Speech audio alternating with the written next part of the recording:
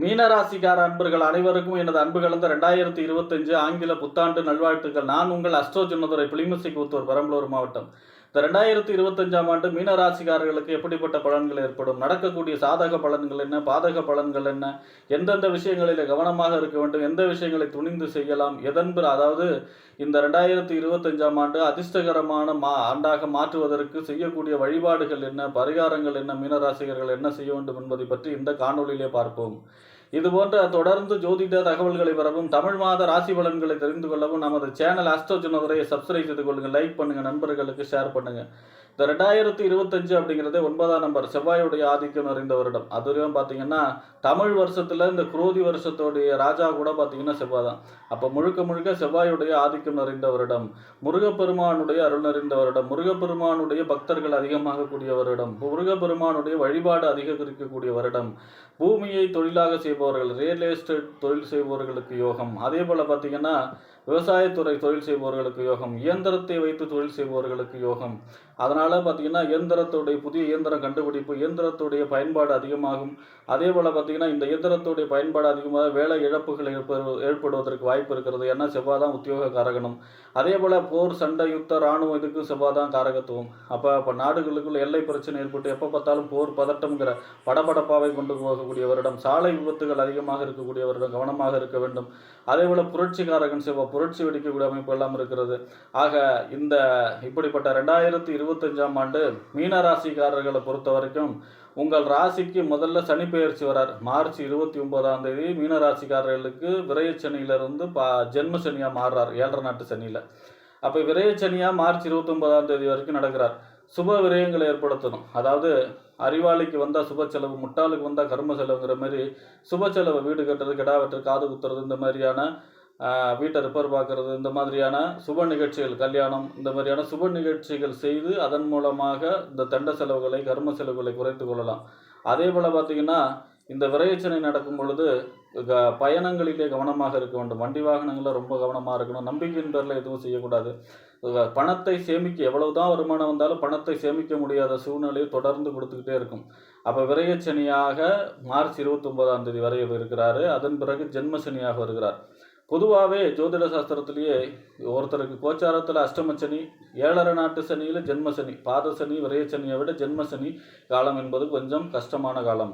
ஆக ஜென்மசனி வரார் அப்படின்னா கடன், கவலை, துக்கம், வியாதி, வழக்கு, சண்டை, அசிங்கம், அவமானம், வீட்டில் திருடு போகணும், கருமம் செய்யணும், இந்த மாதிரியான கெடுபலனை செய்யணும். அப்போ தசாபுத்தி சரியில்லைன்னா கெடுபலன்கள் அதிகமாக செய்யும். அதிலும் குறிப்பாக பார்த்தீங்கன்னா ராகு திசை, சனி திசை, கேது திசை, சூரிய தசை, சந்திர தசை, இந்த தசைலாம் நடக்கிறவங்களுக்கு மிக மிக மிக கவனமாக இருக்க வேண்டும் மீனராசிக்காரர்களுக்கு. அப்போ இந்த ஜென்மசனி நடக்குது அப்படின்னா நம்பிக்கையின் பேரில் எதுவும் செய்யக்கூடாது. புது முயற்சிகளை தவிர்க்க வேண்டும். முடிந்தவரை கவனமாக இருக்க வேண்டும். ஏன்னா ஆசையை தூண்டி அந்த வலையில் விட வைக்கக்கூடியது இந்த ஜென்மசனி. அதே போல் பார்த்தீங்கன்னா கடன் விஷயத்தில் ரொம்ப ரொம்ப கவனமாக இருக்க வேண்டும். முதல்ல நம்பிக்கை துரோகம் நடக்கும். அதாவது நீங்கள் யாரெல்லாம் நம்பிக்கிட்டு இருந்தீங்களோ அவங்க எல்லாமே கையை விரிக்கக்கூடிய அமைப்பு இருக்கும். அதாவது யாரும் எல்லாருடைய முகங்கள் என்ன அப்படின்னுங்கிறக்கூடிய அனுபவத்தை கொடுக்கும் இந்த ஜென்மசனி. ஆக ஜென்மசனியில் மிக மிக கவனமாக இருக்க வேண்டும். வண்டி வாகனங்களில் கவனமாக இருக்கணும். புது முயற்சிகளை முடிந்தவரை தவிர்க்க வேண்டும். பெருசாக, அதாவது சின்ன சின்ன முயற்சிகள், ரொட்டேஷனாக செய்யக்கூடிய வேலையெல்லாம் செய்யலாம். பெருசாக புதிய முயற்சிகளில் போய் இறங்குவதற்கு முன்னாடி 1க்கு 2 தடவை யோசித்து செயல்படுவது நல்லது ஜென்மசனி காலங்களில். ஏன்னா சிவபெருமானே ஜென்மசனி நடக்கும் பொழுது சதியை திருமணம் செய்து தன்னுடைய தாரத்தை இழந்தார். தட்ச பிரஜாபதியுடைய மகள் சதியை திருமணம் செய்து தன்னுடைய தாரத்தை இழந்தது சிவபெருமானுக்கு ஜென்மசனி நடக்கும் பொழுது. வாழ்க்கை துணையிடம் விட்டு கொடுத்து செல்ல வேண்டும். அதே போல் பார்த்தீங்கன்னா குடும்பத்திலே எல்லாரிடமும் விட்டு கொடுத்து செல்ல வேண்டும். பர்சை பதம் பார்க்காம விடாது. சின்ன குழந்தைக்கு ஜென்மசனி நடந்து வந்ததுன்னா குழந்தைகளுக்கு முழங்கால் செலவு பண்ணக்கூடிய அமைப்பு, மருத்துவ செலவுகளை அதிகப்படுத்தக்கூடிய அமைப்பாக இருக்கும்.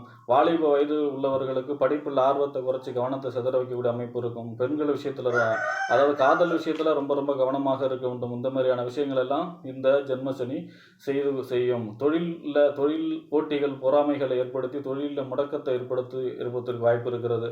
அதே மாதிரி பண பற்றாக்குறை அல்லது பொருளாதார சம்பந்தமான பிரச்சனைகளையும் ஏற்படுத்துவதற்கு வாய்ப்பு இருக்கிறது. கவனமாக இருக்க வேண்டும். ஆக இந்த வருடம் அதாவது மார்ச் 29ஆம் தேதி வரைக்கும் விரயச்சனி, அதை தாண்டி ஜென்மசனி. அப்போ இந்த வருடம் முழுவதுமே தேய்பிறை அஷ்டமியில் கால பைரவருக்கு விளக்கேற்றி வழிபாடு செய்ய வேண்டும் நல்லெண்ணெயில். மாதத்தில், அதாவது பௌர்ணமி முடிஞ்சு 8வது நாள் வரக்கூடிய அஷ்டமியிலே தேய்பிறை அஷ்டமி. அந்த அஷ்டமியிலே சிவன் கோயிலிலே பைரவருக்கு, அதாவது சிவன் கோயிலிலே ஈசானிய மூலையில் இருக்கக்கூடிய பைரவருக்கு நல்லெண்ணெயில் தீபம் ஏற்றி வழிபாடு செய்ய வேண்டும். சனிக்கிழமையிலே அசைவம் சாப்பிடக்கூடாது. கருப்பு எள்ளு கலந்த சாதத்தை சனிக்கிழமையிலே காகத்துக்கு வைத்து வர வேண்டும் இந்த 2025. அப்பொழுது 7.5 நாட்டு சனி, விரயச்சனி, ஜென்மசனியுடைய பாதிப்பிலிருந்து முழுமையாக விடுபட்டு நற்பலன்களை அடையலாம். அடுத்ததாக பார்த்தீங்கன்னா, உங்கள் ராசிக்கு ராகு கேது பயிற்சி. ராகு கேது பயிற்சிங்கும்போது உங்கள் ராசியிலேயே இருக்கார் ராகு. எப்போ ராகு கேது பயிற்சி? இந்த வருஷம் 3 பயிற்சி உண்டு. ராகு கேது பயிற்சி உண்டு, குரு பயிற்சி உண்டு, சனி பயிற்சி உண்டு. அதில் பார்த்தீங்கன்னா ராகு கேது பயிற்சி சித்திரை மாதம் வராரு. அப்போ ராகு உங்கள் ராசியிலே இருக்கார்.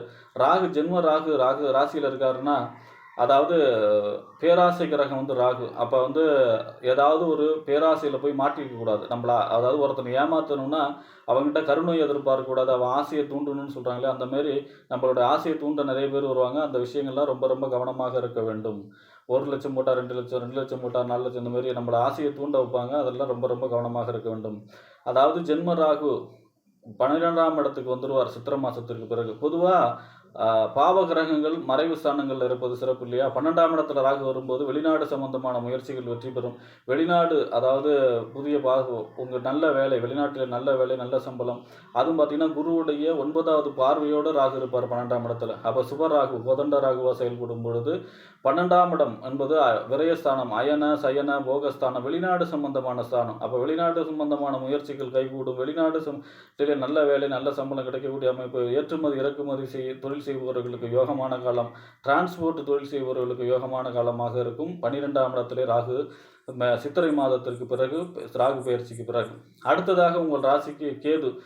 உங்கள் ராசிக்கு 7ஆம் இடத்துல சஞ்சரிப்பார் சித்திரை மாதம் வரை. 7ஆம் இடம் என்பது கணவன் அல்லது மனைவி ஸ்தானம், நண்பர்கள் ஸ்தானம், கூட்டு தொழில் ஸ்தானம், இந்த சமூகம், வாடிக்கையாளர்களை சொல்லக்கூடிய இடம். அப்போ 7ல் கேது இருந்தால் வாழ்க்கை துணையிடம் விட்டு கொடுத்து செல்ல வேண்டும். நண்பர்கள் விஷயத்தில் கவனமாக இருக்க வேண்டும். அதாவது கூட்டு தொழில், பார்ட்னர் வச்சு தொழில் செய்யும்போது ரொம்ப ரொம்ப கவனமாக இருக்க வேண்டும். கண்டிப்பாக வாழ்க்கை துணையிடம் விட்டு கொடுத்து செல்ல வேண்டும். வாழ்க்கை துணையுடைய ஆரோக்கியத்திலே அக்கறை செலுத்த வேண்டும். சித்திரைக்கு பிறகு உங்கள் ராசிக்கு 6ஆம் இடத்துல கேது வந்துடுவார். பொதுவாக 6ஆம் இடத்துல ராகு கேது இருப்பது, சனி இந்த மாதிரி, செவ்வாய் இந்த மாதிரி கிரகம் இருப்பது நன்மை. அதில் கேது யாருக்கு வராருன்னா, 6ஆம் இடங்கிறது என்ன? நோய், எதிரி, வம்பு, வழக்கு, கடன் ஸ்தானம் இல்லையா? அப்போ நோயை ஜெயிக்கக்கூடிய அமைப்பு, எதிரியை ஜெயிக்கக்கூடிய அமைப்பு, கோர்ட்டு கேஸ், வம்பு வழக்கெல்லாம் ஜெயிக்கக்கூடிய அமைப்பு. 6ஆம் இடம் உத்தியோகஸ்தானம், உத்தியோகம் கிடைக்கக்கூடிய அமைப்பு. ஆக 6ஆம் இடத்திலே சித்திரைக்கு பிறகு நிற்கக்கூடிய கேது மிகப்பெரிய நன்மைகளை செய்ய இருக்கிறார். எதிரி, நோய், எதிரி, வம்பு, வழக்கு, கடன் எல்லாம் ஜெயிக்கக்கூடிய அமைப்பில், எதிரியை ஜெயிக்கக்கூடிய அமைப்பில் இருக்கிறார். கோர்ட்டு கேஸ் எல்லாம் ஜெயிக்கக்கூடிய அமைப்பில் இருக்கிறார் 6ஆம் இடத்திலே நிற்கக்கூடிய கேது சித்திரை மாதத்திற்கு பிறகு. அப்போ ராகு கேது நன்மையை தரக்கூடிய அளவிலே இந்த 2025ஆம் ஆண்டு மீனராசிக்காரர்களுக்கு இருக்கிறார். அடுத்ததாக குரு உங்கள் ராசிநாதன், உங்கள் ராசிக்கு 10ஆம் இடத்துக்கு அதிபதி. 3ஆம் இடத்துல சஞ்சரிக்கிறார் மே மாதம் வரைக்கும். 3ஆம் இடத்துல குரு 3ஆம் இடத்துல குரு சஞ்சரிக்க பொழுதுதான் துரியோதனன் படை மாண்டது. அப்போ 3ஆம் இடத்து குரு அப்படிங்கிறது நன்மையான குரு இல்லை. முயற்சி நம்ம ஃபஸ்ட்டு எடுக்கக்கூடிய முயற்சி 3ஆம் இடம். அப்போ நம்ம எடுக்கக்கூடிய முயற்சி எல்லாம் தடை, தாமதம், இழுபதிக்கு அப்புறம் நடைபெறும். அதை எடுத்த உடனே வெற்றி கிடைக்காது. அதிலும் பார்த்தீங்கன்னா இளைய சகோதரிடம் விட்டு கொடுத்து சொல்ல வேண்டும். 3ஆம் இடத்துல குரு இருக்கும் பொழுது ஒப்பந்தம், கையெழுத்து, இந்த மாதிரியான விஷயங்கள்ல ரொம்ப ரொம்ப கவனமாக இருக்க வேண்டும். ஜாமீன் கையெழுத்து போடவே கூடாது. அதே போல் பார்த்தீங்கன்னா சித்திரை, அதாவது மே மாதத்திற்கு பிறகு உங்கள் ராசிக்கு குரு 4ஆம் இடத்துல விடுவார். பொதுவாக 4ஆம் இடத்து குரு நன்மையான பலன்கள் இல்லை. கோச்சாரப்படி 4ல் குரு வந்த பொழுது தான் தர்மர் சூதாடி வனவாசம் போனாது. அப்போ எந்த ஒரு விஷயமும் நன்மை இல்லை.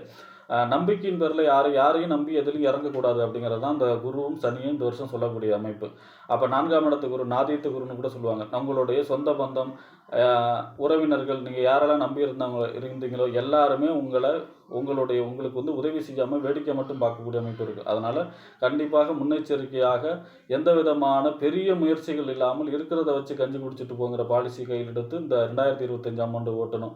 குருவும் சனியோடைய கோச்சாரமும் சரியில்லை. அப்போ குருவுடைய கோச்சாரம் இந்த வருஷம் 3, 4 சஞ்சரிக்கிறார். அதாவது மே மாதம் வரைக்கும் 3ஆம் இடத்துல, அதன் பிறகு 4ஆம் இடத்துல வரைக்கும் சஞ்சரிக்கிறார். அப்போ இந்த ஆண்டு முழுவதுமே வியாழக்கிழமை குரு அல்லது தட்சிணாமூர்த்திக்கு நெய்தீபம் ஏற்றி வழிபாடு செய்ய வேண்டும். கண்டிப்பாக ஒரு முறையாவது ஆலங்குடி சென்று வியாழக்கிழமையில் மஞ்சள் பட்டெடுத்து சாத்தி பெயர் நட்சத்திரம் சொல்லி அர்ச்சனை செய்து வர வேண்டும். பெரிய பெரிய மகான்களுடைய ஜீவசமாதி சென்று வியாழக்கிழமை வழிபாடு செய்யும் பொழுது குரு உங்களுக்கு முழுமையான நன்மைகளை தருவார். ஆக இந்த வருடம் உங்களுக்கு ராகு கேது பயிற்சி மிக அற்புதமாக இருக்கிறது. நோய் எதிரி ஒம்பு வழக்கடெல்லாம் ஜெயிக்கக்கூடிய அமைப்பு இருக்குது. குருவுக்கும் சனிக்கும் வழிபாடு செய்யும் பொழுது அதுவும் உங்களுக்கு நன்மையை செய்யக்கூடிய அமைப்பிலே இந்த 2025ஆம் ஆண்டு மீனராசிக்காரர்களுக்கு இருக்கிறது என்று கூறி விடைபெறுகிறேன். நன்றி, வணக்கம்.